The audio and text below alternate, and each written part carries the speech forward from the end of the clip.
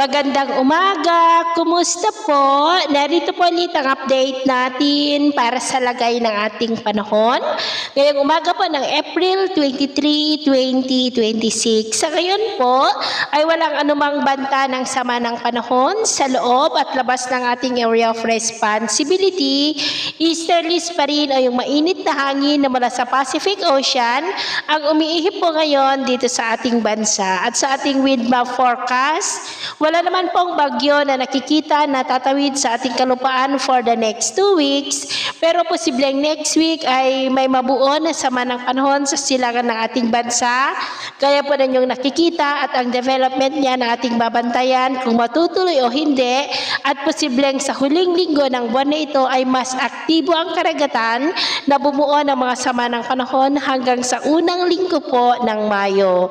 At ayon naman sa pinalabas ng Pag-asa na tropical cyclone threat potential for the next 2 weeks, ay may namamataan nga rin sila na banta rin ng pamumuo ng mga sama ng panahon na maaari na papasok sa ating PAR sa susunod po na mga araw. At sa lagay ng ating panahon, ngayong madaling araw ay maayos naman ang panahon sa malaking bahagi po ng ating bansa, at mamaya ay sisikat ang araw, mainit at malinsangan muli ang panahon.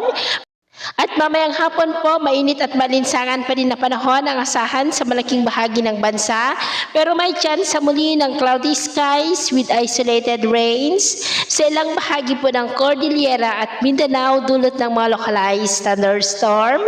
Kaya mag-ingat pa rin po tayo, lalo na sa panganib pa rin na dulot po ng mainit na panahon. At sa atin naman pong mga baybayin, wala po tayong nakataas na anumang gale warning signals, pero iba yung pag-iingat lamang po kung papalaot tayo para po mas makaiwas sa mga sakunang pangkaragatan. So ito lang latest update natin sa araw na ito. At ako pa muli si James na nagsasabing sa kahit anong pagsubok po na darating sa ating buhay, huwag na huwag po tayong mawawalan ng pag-asa. Thank you and God bless!